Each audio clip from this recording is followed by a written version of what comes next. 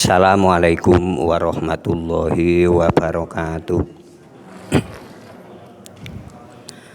Nahmadullahilladzi jalla sana'uhu hamdas syakirin wa nu'minu bihi imanal mukinin wa nuqirru bi wahdaniyatihi iqrarus shadiqin wa nasyhadu alla ilaha illallahu rabbul alamin wa nusalli wa nusallimu ala nabiyyina Muhammadin sayyidil mursalin wa ala alihi wa ashabihi thayyibin at-thahirin. Amma ba'du, yang saya hormati bapak-bapak beserta ibu-ibu, mbak-mbak dan mas-mas, adik-adik semua yang saya banggakan. Alhamdulillah pada malam ini kita bisa bertemu kembali dalam rangka tholabul ilmi. Mudah-mudahan kita mendapatkan barokah dari Allah, mendapatkan ridhonya dan mendapatkan ilmu yang bermanfaat. Amin ya rabbal alamin. Saya sebetulnya sudah lama kepingin menyampaikan tentang rahasia dakwah, karena saya mengenal panjenengan, ini sebagai dai dan daiyah, ibu-ibu sebagai daiyah, mas-mas ini sebagai dainya. Lah di Al-Quran dai itu semuanya rasul dan para nabi, tapi ada dai yang bukan rasul, tapi keberhasilannya ini sejajar dengan rasul. Dan dai itu karena saking berhasilnya, walaupun bukan rasul, itu diabadikan oleh Allah di Al-Quran setara dengan para rasul, yaitu Luqmanul Hakim. Ya, Luqman ini menurut kaul yang paling masyhur itu bukan rasul, orang soleh, tapi karena diberi hikmah oleh Allah sehingga mendidik generasinya berhasil, sehingga kebesaran beliau ini menjadi judul surat yang ke-31, yaitu surat Luqman. Sebetulnya 30 juz Al-Quran atau 114 surat yang ada di Al-Quran ini semuanya merupakan hikmah, semuanya itu Tapi karena kita sebagai manusia yang perlu tahapan-tahapan, sehingga kita nggak mungkin 6.239 ayat ini kan dikaji dalam waktu yang sama.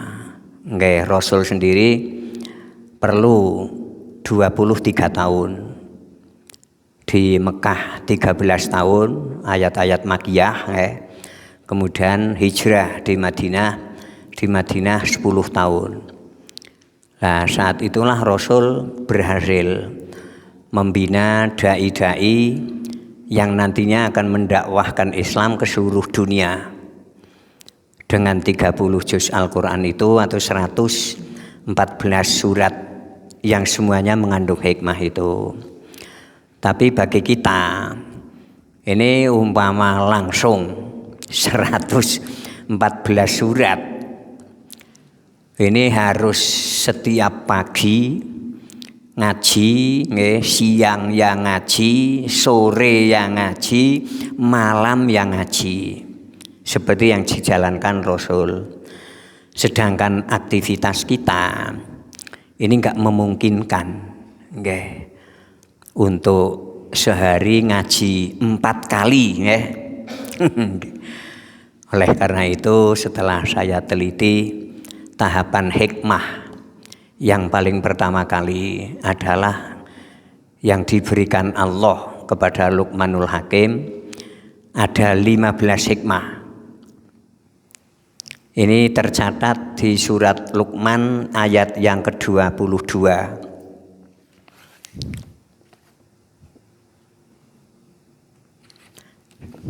Kok 22? Al-Isra itu yang 22. Dari Luqman ayat 12 sampai ayat yang ke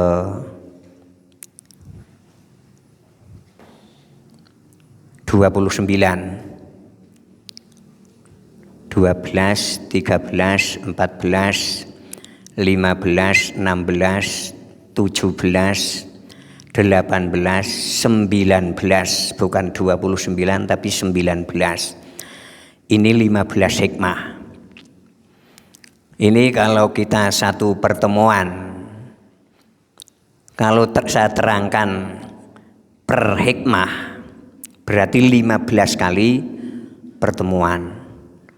Itu 1 tahun lebih, dan paling tidak 1 bulan itu saya rutin. Itu 1 tahun lebih. Lah karena pertemuan ini enggak menentu, dan yang kedua enggak menentu saya, maka saya usahakan setiap pertemuan ini minimal 3 hikmah. Sehingga seandainya nanti pertemuan kedua bisa 4 hikmah, kemudian pertemuan berikutnya bisa 3 hikmah, dan 4 hikmah lagi, niki mungkin 4 kali pertemuan sudah tamat ya hikmah itu, dan kita renungi, kita pahami, kita amalkan ya. Kalau kita sudah menguasai 15 hikmah, berarti menurut Allah kita sudah betul-betul menjadi dai. Karena di surah An-Nahl, ud'u ila sabili rabbika bil hikmati wal mau'izatil hasanati wajadilhum billati hiya ahsan. Ajaklah manusia ini di jalan Allah. Ud'u ila sabili rabbika. Ajaklah manusia di jalan Allah dengan hikmah. Lah mempelajari hikmah awal ya yang ada di Luqman itu. Ini yang tahapan yang sudah paling minimal itu, Ada yang kedua kalinya di surah Al-Isra, itu hikmah yang diberikan ke Rasul kita, Rasul Muhammad Sallallahu Alaihi Wasallam. Di sana ada 22 hikmah. Ini yang membuat umat Islam ini redup. Ini karena surat Al-Isra itu 111 ayat, tapi hanya 1 ayat yang didakwahkan terus-menerus. Pendaksasi Rojab itu Isra Mi'raj. Niki dari mulai RT Isra Mi'raj, RW Isra Mi'raj, pendopo bupati Isra Mi'raj, pendopo gubernur Isra Mi'raj, istana Isra Mi'raj. Berapa triliun setiap bulan Rajab dana untuk membiayai 1 ayat itu. Tapi umat saya melihat tidak ada perubahan. Karena saya ada di sana. Waktu itu saya setiap bulan Rajab paling tidak 20 undangan. Dan yang luar kota itu 5 sampai 7. Jenengan bisa ngitung. Yang luar kota saja niki bisa rohnya kan iskaton. Nih, jadi setiap bulan Rajab itu saya panen besar itu, iya 20 kali undangan. Tapi saya melihat umat ini ajek, macet, ibarat orang berjalan di tempat, ya, nggak ada perubahan sama sekali. Kemudian saya berpikir, kalau agama seperti ini terus, agama hanya menguntungkan para pemimpin, termasuk saya. Sebagai pemimpin sangat diuntungkan dengan model dakwah seperti itu. Nanti bulan Sya'ban, kataman saya panen lagi. Nanti bulan Ramadan mulai tanggal 17 panen lagi sampai akhir Ramadan. Nanti Syawal saya membuka silaturahmi ini hanya 4 hari, tanggal 1, 2, 3, 4. Niki tanggal 5 itu sudah halal bihalal saya panen lagi nih Bu. Nanti tahun baru Hijriah Muharram panen lagi nih Bu.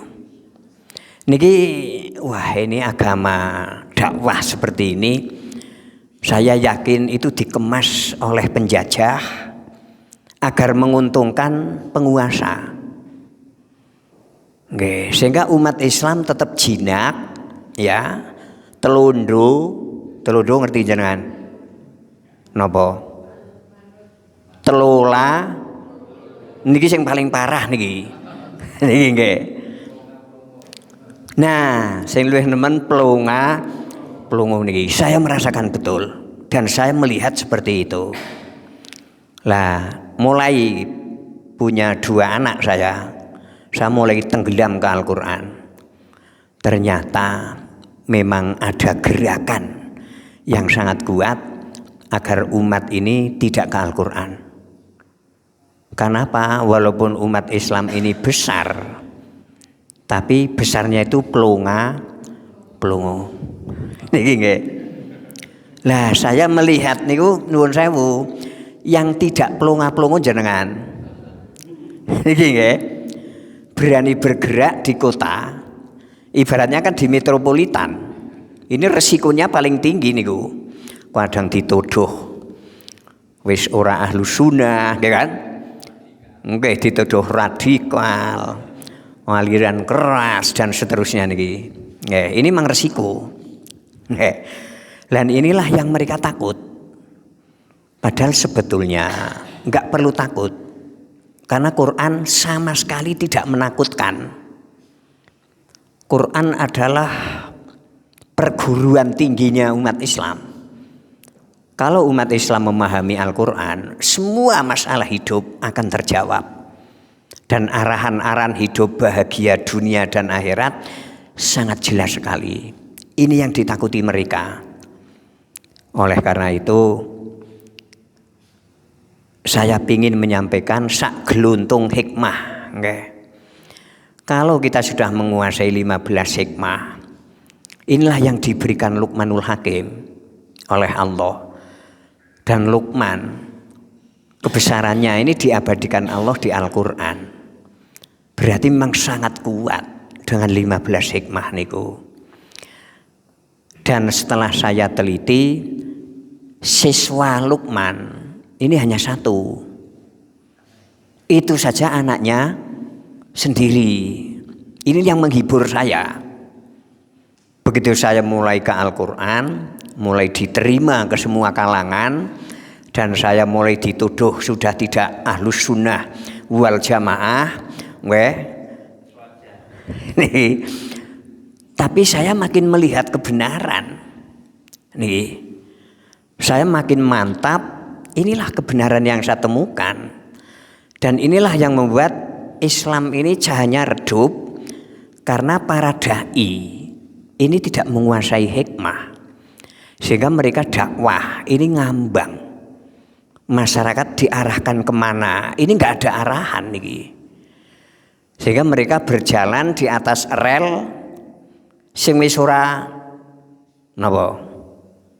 Mereka berjalan di atas rel yang tidak benar. Sehingga walaupun nuwun sewu Pajero sing ditumpai, tapi karena ngerolak ya tetap orang nyaman. Mendingan odong-odong tapi di jalan tol, ya kan? Lah sebetulnya Al-Quran itu jalan mulus untuk menuju cita-cita. Niki, sehingga nanti kita mengendarai kendaraan apapun enak. Dan saya merasakan betul Islam yang saya lahir ibarat kendaraan menuju Allah dengan kendaraan Islam niki wis rusak. Nggih, baning gembes tapi wis ora ngerti nek gembes. Dadi ling pelaku wis ora nganggo ban. Mlaku nganggo pelek karo muni ren-ren yo milunyong ngoten niki. Maka Islamnya tidak enak. Niki. tidak menemukan kebahagiaan. Bahkan ana sing AC niku wis tetel. Otomatis kan peleke lepas. Nggih. Dadi wis ora ana rodane niku. Sasis mawon pun sentret. Niki wis enggak mungkin sampai tujuan. Bahkan ada yang hanya membawa setiran itu. Enggak ada body, enggak ada apa. Karo ren yo milu nyong yo. Dan ini yang paling banyak pengikutnya. Dai-dai palsu niku. Karena umat ini sudah lebih senang daripada yang ori memilih yang bajagan. Apa saja yang laris yang bajagan, termasuk dakwah. Dakwah bajagan itu yang paling laris. Pengikutnya mesti banyak. Niki nggih. Tapi dakwah yang original niku mesti sithik. Nggih. Lah niki kita enggak boleh berpikiran casing, nggih. Kita harus berpikir kualitas seperti Luqman itu. Beliau diabadikan Allah kebesarannya. Beliau hanya memiliki satu santri dan itu anaknya sendiri. Sehingga kita enggak perlu pesimis dengan bolo sing setitik mau mipil kelong. Nggih kan? Nggih kadang harus pindah keluar kota. Kadang kemarin corona malah nggih tiba-tiba dikoronakan, nggih kan? Nikilah ujian umat Islam seperti ini. Nah, oleh karena itu monggo kita ngaji hikmah yang 15 mulai dari ayat 12 nggih 13 14 insyaallah nanti bisa mendapatkan sampai isya 3 hikmah. A'udzu billahi minasyaitonir rajim. Bismillahirrahmanirrahim. Walaqad ataina Luqmanal hikmata anishkur lillah wa may yashkur fa innama yashkuru li nafsihi wa man kafara fa innallaha ghaniyyun hamid. Luqman 12. Wa il qala Luqmanu libnihi wa huwa ya'iduhu ya bunayya la tusyrik billah innasyirka la dzulmun adzim. Luqman 13.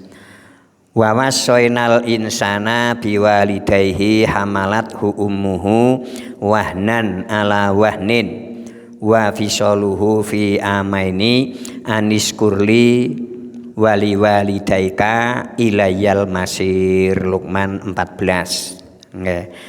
3 ayat ini memenuhi 3 hikmah. Nggih. Walaqad ataina Luqmanal hikmata. Kalimat laqad nggih, lam niki lam qasam, qad niki tahqiq. Jadi memang betul-betul Allah ini memberikan Luqman itu hikmah. Itu betul-betul. Sehingga kalau kita mempelajari hikmah yang diberikan Allah kepada Luqman, kita sedang menjadi Luqman. Sedang berusaha bagaimana memahami hikmah yang diberikan Allah. Sedang mendapatkan nilai yang nilainya sama dengan apa yang dilakukan Luqman. Yang pertama aniskur lillah, ya. Hikmah yang diberikan Allah kepada Luqman yaitu tentang ilmu. Hikmah niku ilmu. Hikmah niku kebijaksanaan. Hikmah itu sistem pendidikan. Ya. Untuk mencapai hikmah yang 15 itu yang pertama kali adalah bersyukur. Aniskur lillah. Ya. Mengapa?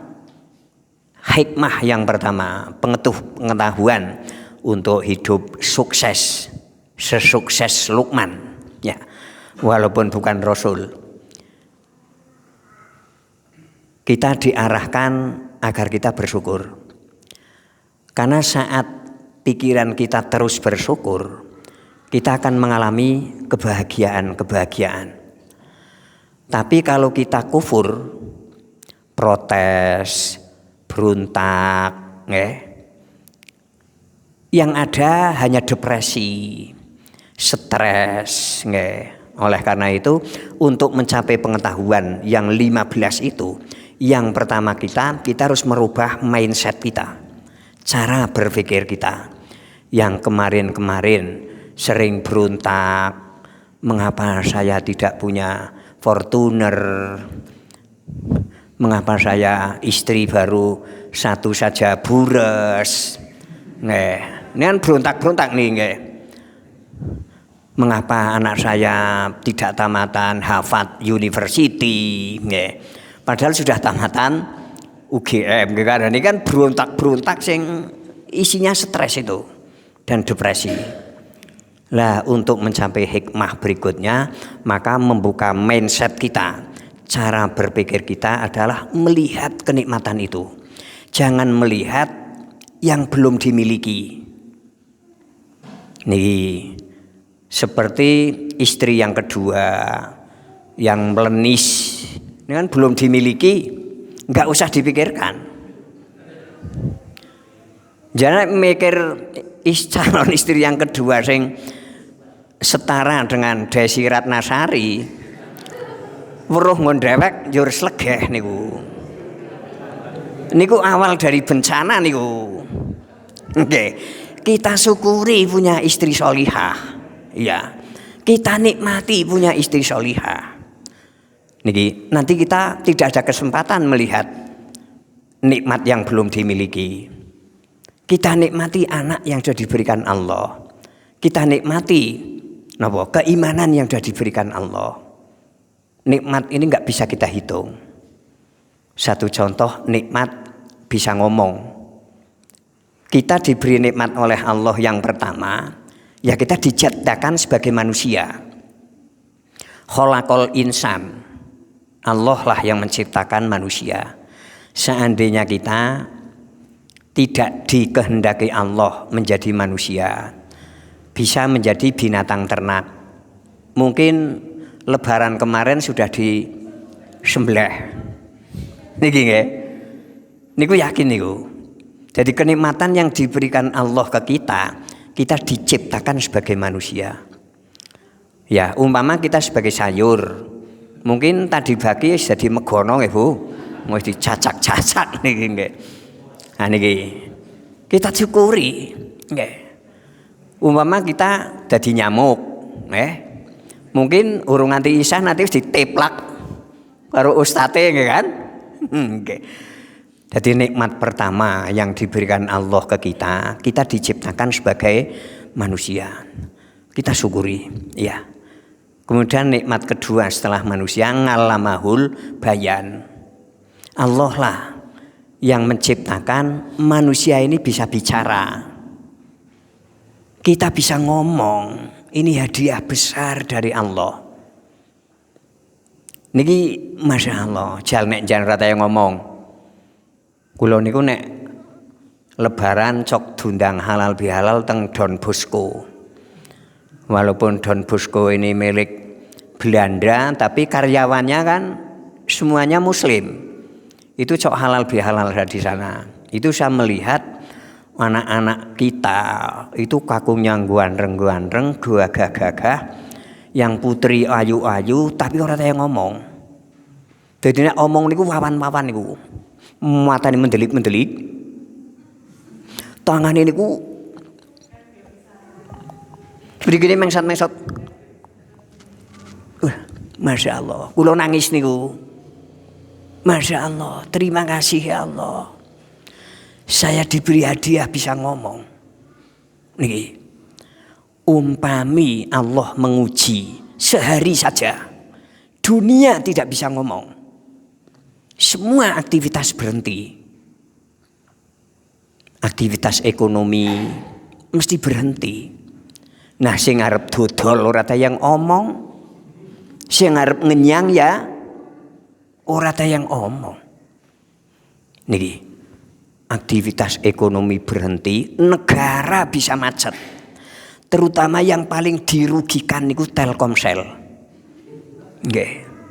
Nalika Allah menguji manusia sehari semalam tidak bicara, Telkomsel bangkrut ora daya gaji karyawan iki. Nah, nana wong setor SMS nggih. Nana wong setor telepon niki nggih. Nikilah kenikmatan, monggo kita syukuri. Kita catat nikmat yang sudah diberikan ke kita. Kalau kita mau protes, kalau kita mau berontak, baca catatan nikmat itu. Yang pertama kali saya catat, alhamdulillah saya diberi iman. Nikilah kenikmatan terbesar.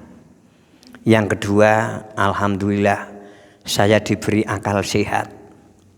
Seandainya akal saya tidak sehat, malam ini saya tidak di sini, tapi di Kidul Payaman. Ngerti Kidul Payaman?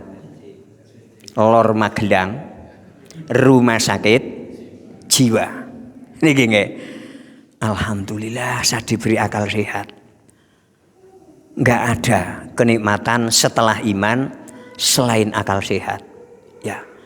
Karena dengan akal sehat itulah manusia walaupun tidak punya sayap bisa terbang.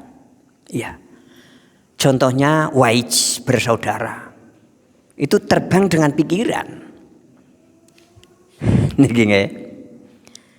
Marconi, sang penemu gelombang elektromagnetik, dulu mengatakan awang-awang isine kabel. Kula ora ngandel. Dene nyong ya ora kelilipen kabel. Niki. Akhirnya Marconi menciptakan pesawat radio.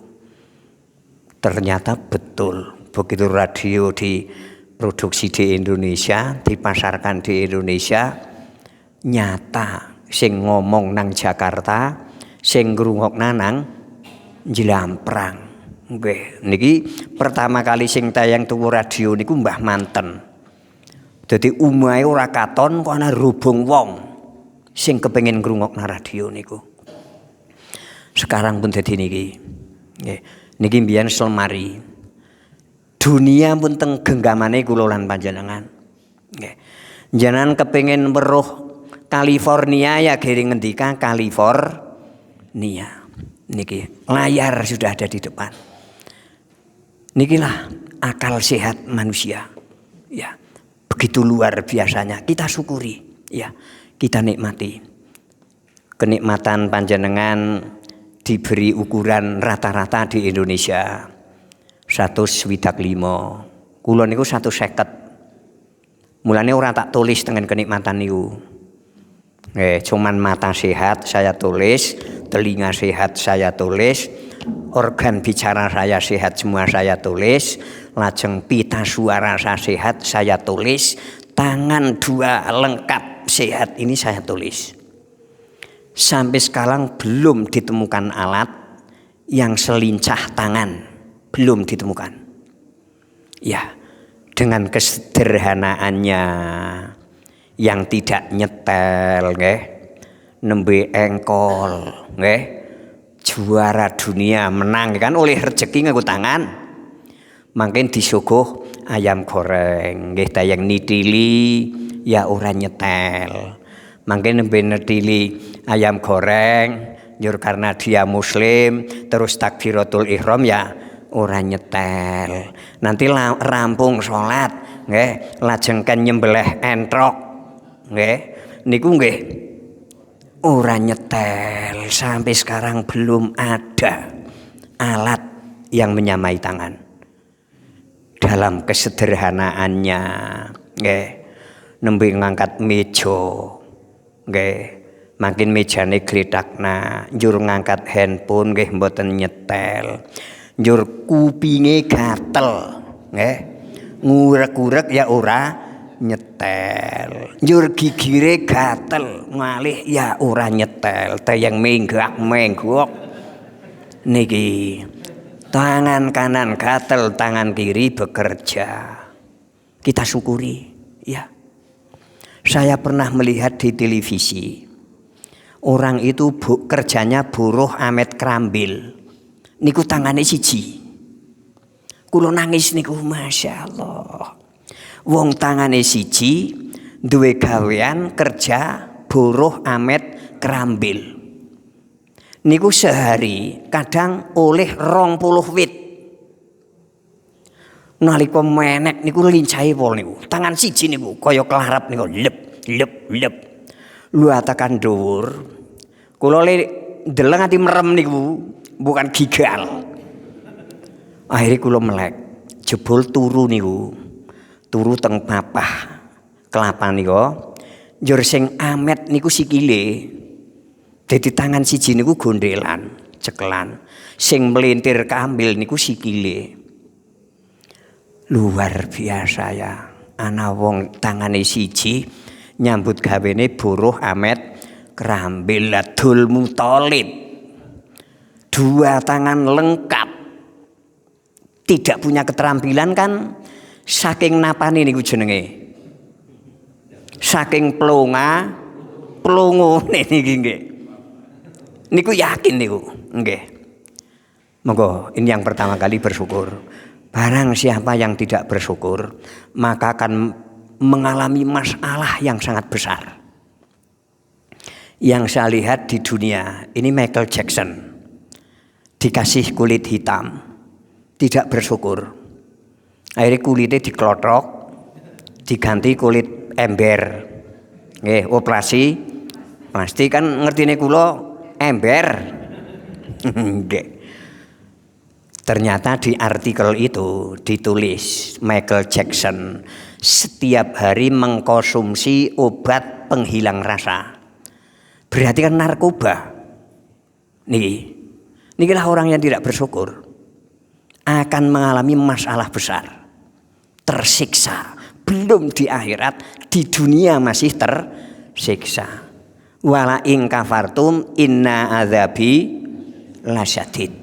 Itulah tidak bersyukur. Yang kedua di ayat yang ke-13.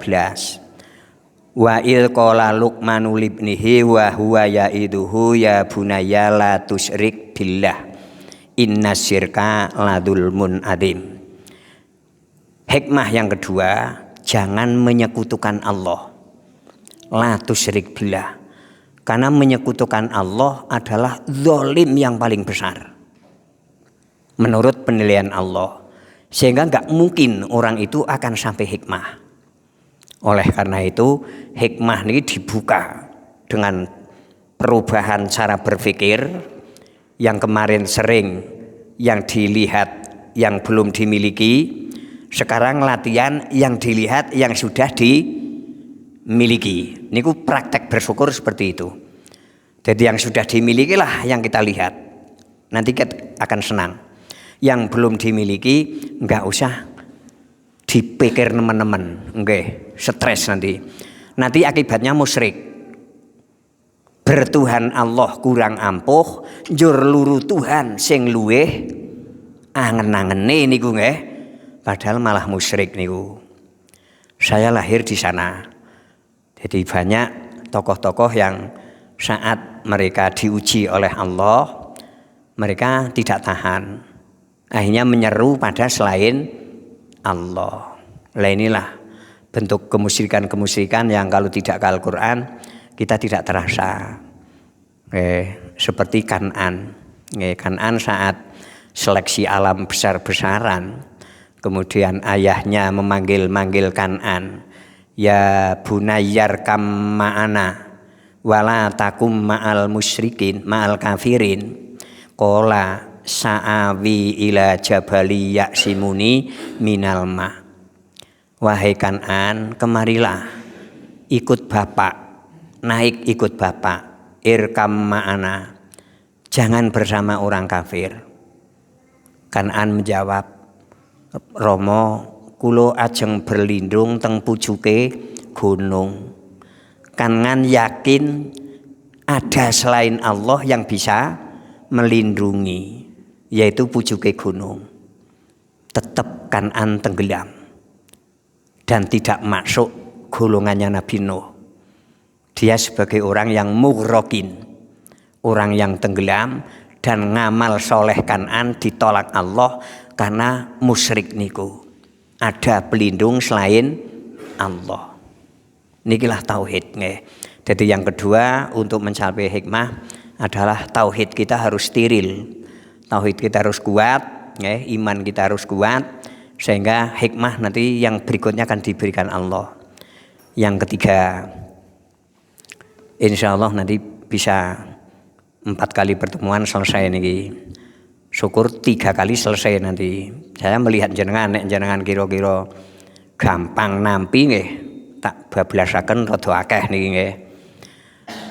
Yang ketiga ayat yang ke-14. Wa wasainal insana biwalidayhi hamalat hu ummuhu wahnan ala wahnin wa fisaluhu fi amaini aniskurli wali walidaik ilayal masir. Sebetulnya di ayat yang ke-14 ini ada 5 penggal ayat yang harus kita bicarakan satu persatu nih. Tapi karena waktunya mepet, nggih, ya tidak detail kita. Intinya yang ketiga, untuk mencapai hikmah hidup sukses, bahagia dunia dan bahagia akhirat, minimal memiliki hikmah 15, menguasai dan diamalkan. Yang ketiga, birrul walidain, berbakti kepada kedua orang tua. Nggih. Mengapa? Yang diwasiati kita sebagai anak. Kita lanjut nggih. Nanti adzan sendiri kita, nggih. Karena anaklah yang sering lupa orang tua. Kalau orang tua cukup dengan naluri untuk merawat anak, ya. Karena semua manusia dengan tenaga, dengan kekuatan, dengan pikiran, dengan umur, habis semuanya untuk anak. Okay. Sehingga orang tua enggak perlu wasiat-wasiat sing berulang kali. Tapi anak niki yang perlu wasiat terus menerus. Wa wasainal insana biwalidayhi. Kami Allah telah berwasiat. Ada yang menafsirkan ay amarna, telah aku perintahkan kepada manusia agar manusia itu berbuat baik terhadap kedua orang tuanya. Nggih, karena apa? Mengapa kita harus berbuat baik pada orang tua? Karena kehidupan ini milik Allah. Kita hidup ini kan nggak pernah daftar, nggak pernah mengajukan permohonan. Nggih. Jenengan sebelum lahir membuat proposal, mengingat, menimbang, saya ingin hidup di bumi bagian Asia, Asia bagian Tenggara, Tenggara bagian Indonesia, Indonesia bagian Jawa, Jawa bagian Tengah, Tengah bagian Kedu bagian Wonosobo. Kan enggak, mboten mengajukan jenengan. Tiba-tiba jenengan kan lahir. Ini berarti hidup ini milik Allah. Yang menghendaki kita ada ini Allah.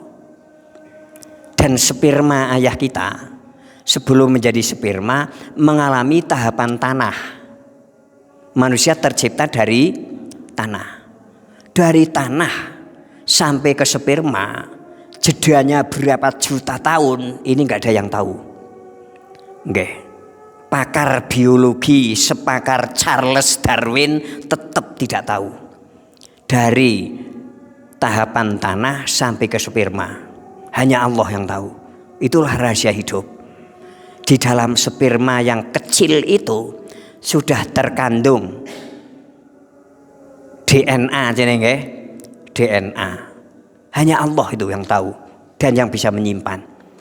Tiba-tiba sperma ayah kita setelah menikah baru dibolehkan berhubungan, baru sperma ayah kita masuk dalam rahim ibu kita. Dan sperma itu terus mencari biji ibu yang menempel di dinding rahim. Lalu setelah ketemu masing-masing menempel. Itulah khalaqal insana min alaq. Ya. Manusia diciptakan dari makhluk yang menempel di dinding rahim itu. Al-alaq. Jepang min alaq, Korea min alaq, Cina min alaq, Indonesia min alaq. Tapi setelah jadi manusia siji-siji.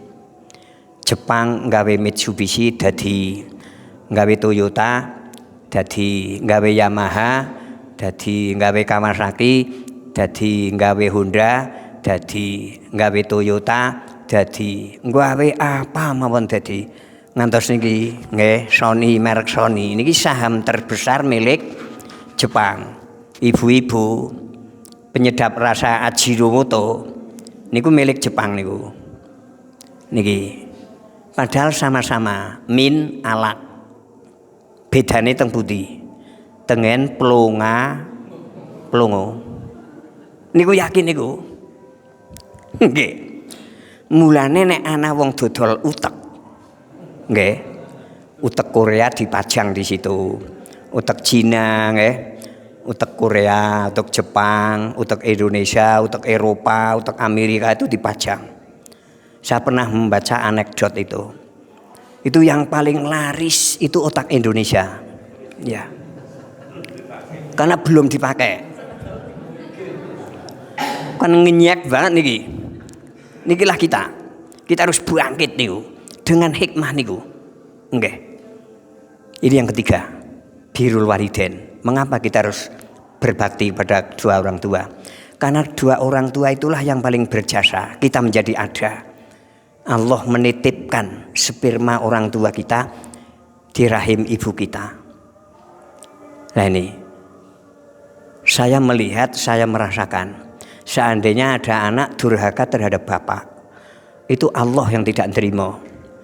Karena bapak menghabiskan umur, waktu, siang malam semuanya untuk anak. Bahkan di desa itu ada orang tua yang kerjanya keluar, ya keluar masih petang, kan kita masih tidur, ya karena masih kecil. Nanti pulang kerja kita sudah tidur, jadi nggak pernah melihat ayah. Begitu pekerjaan ayah dirubah menjadi malam hari, siang kan di rumah. Itu anak itu bertanya ke ibunya, Bu, nikosi sinten? Nikilah perjuangan bapak. Sampai habis napasnya kan, untuk memperjuangkan anak. Apalagi ibu. Di penggalan yang kedua, Luqman ayat 14 ini, hamalat hu ummuhu wahnan ala wahnin. Ibu kita mengandung kita itu wahnan ala wahnin, sengsara di atas sengsara. Ya, tafsir sengsara yang paling tepat itu ibu-ibu yang menerangkan. Nek bapak-bapak enggak bisa, karena Al-Quran menggunakan metode ijaz. Metode ijaz itu metode kalimatnya itu singkat sekali. Wahnan ala wahnin. Sengsara di atas sengsara. Lemah di atas lemah. Enggak berdaya di atas enggak berdaya. Berarti numpuk-numpuk nih. Seperti apa gambarannya? Kalau bapak tidak bisa menerangkan karena bapak belum pernah hamil. Tapi ibu yang bisa menerangkan. Yang namanya orang hamil, kalau sudah masuk bulan kelima, ini kan jenis kelamin mulai membentuk, sehingga perkembangannya itu sangat cepat itu. Dari mudghah langsung berkembang menjadi kepala, menjadi sikil, ini cepat sekali. Sehingga ibu ini merasakan, memang sangat prihatin itu, sangat prihatin. Nek dong rokok, nggih Bu, kan gendul-gendul. Niki nek bapak kan rokok no biasa-biasa saja. Hamalat ummuhu di surat Luqman ini yang dimunculkan ibu, karena ibulah yang paling berjasa terhadap kehidupan kita. Tanpa ibu kita nggak bisa hidup. Maka kalau kita tidak birrul walidain, durhaka terhadap orang tua, Allah sing arep ngenai sanksi niki. Karena Allah menitipkan hidup kita di sana. Nikilah birrul walidain. Bahagia bagi panjenengan yang masih punya kedua orang tua. Wa imma yablugonna ngindaka al-kibaro ahaduhuma au kilahuma fala taqul lahuma uffin.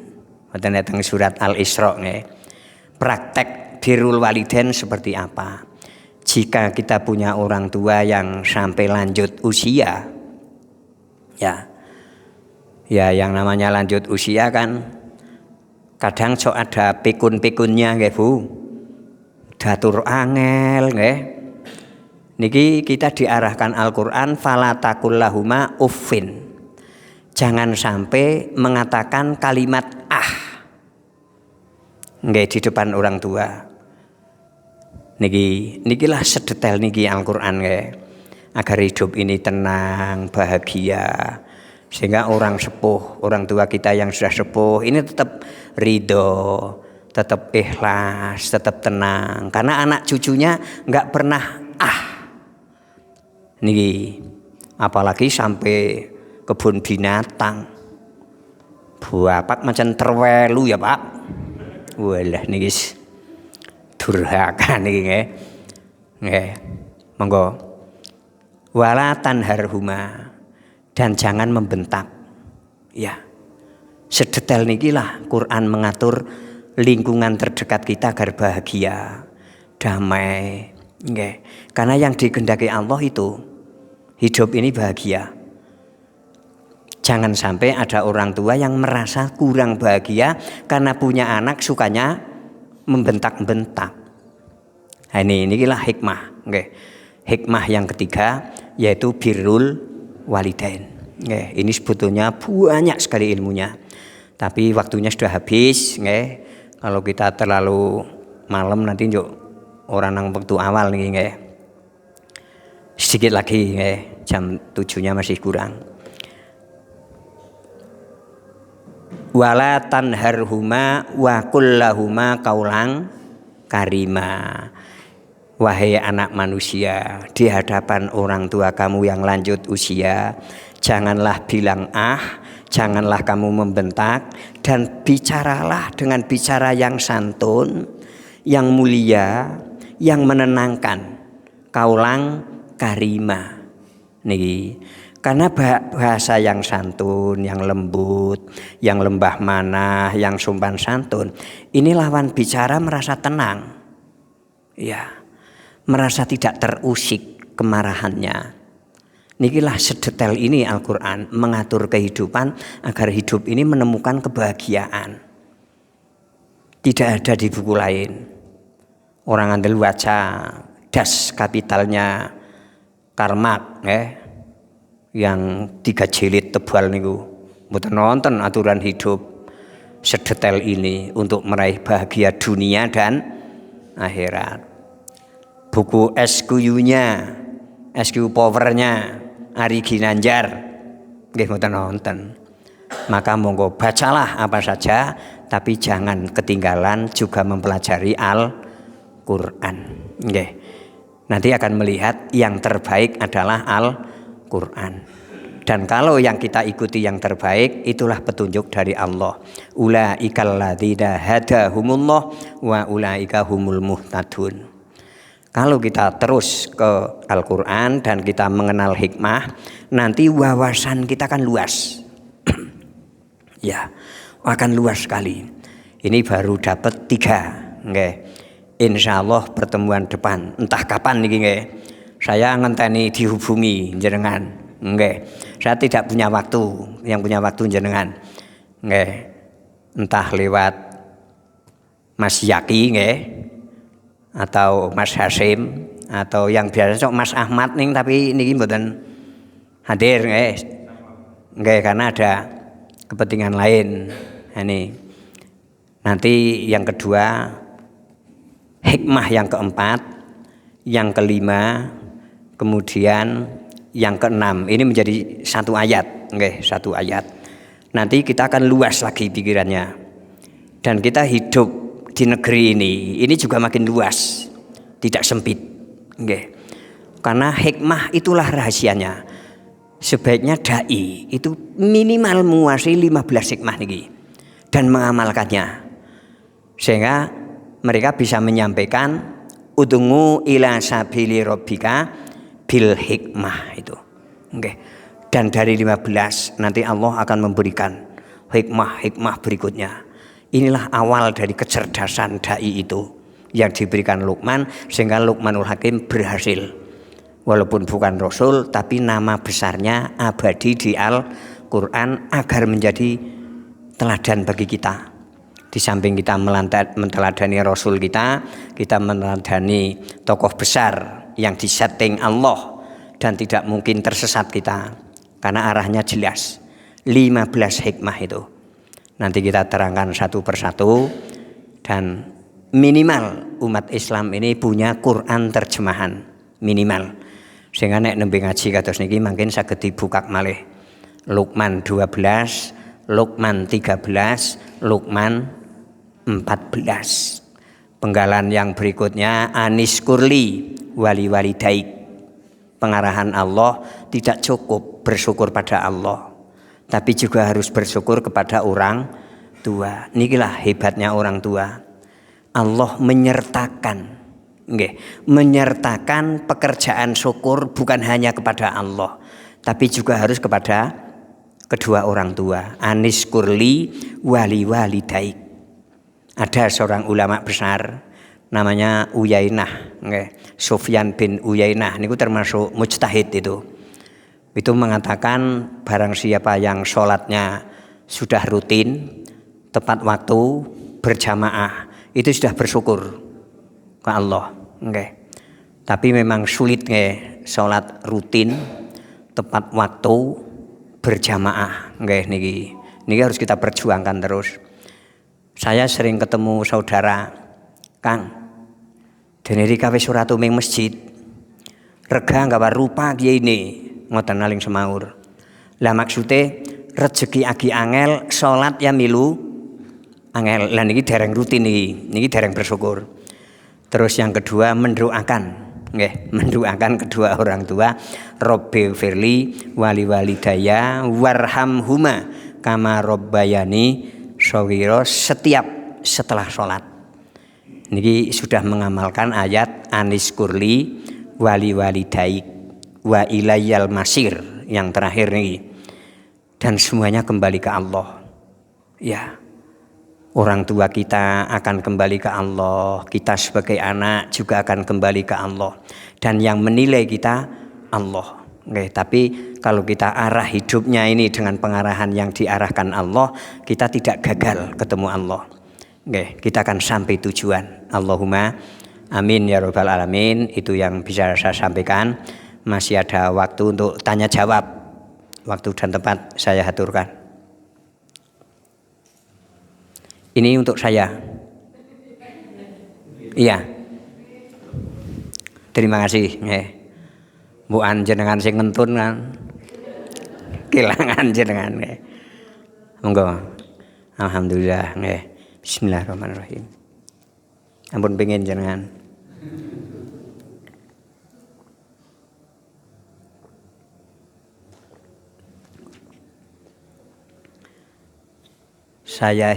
Monggo. Waalaikumsalam warahmatullahi wabarakatuh. Ya. Bagaimana jika orang tua itu sudah lanjut dan konsep pendengarannya sudah mulai berkurang? Tapi kan kita harus nada suaranya lebih keras. Lah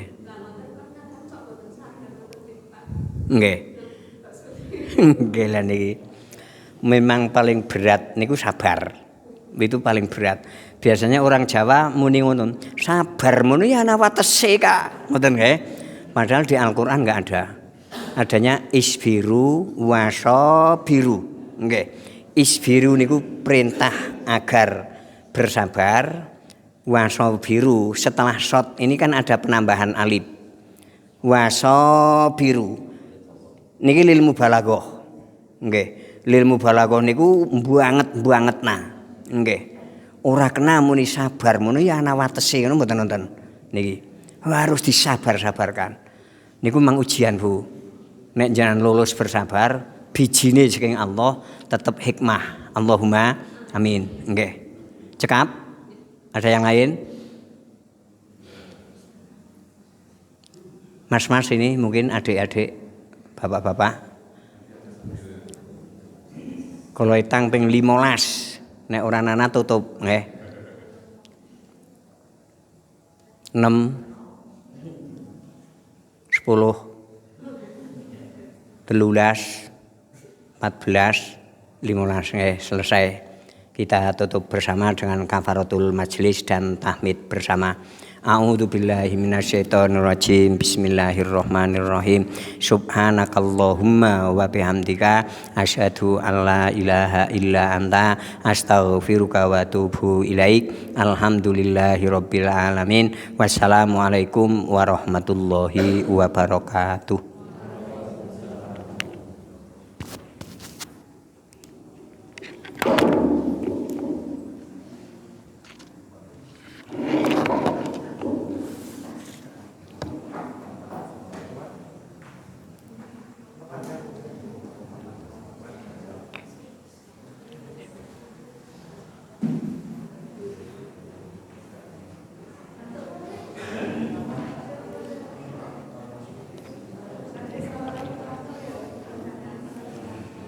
Allahu Akbar, Allahu Akbar. Asyhadu an la ilaha illallah. Bismillahirrahmanirrahim. Subhanakallahumma wa bihamdika asyhadu an la ilaha illa anta astaghfiruka wa atubu ilaik. Alhamdulillahirabbil alamin. Wassalamualaikum warahmatullahi wabarakatuh. Waalaikumsalam.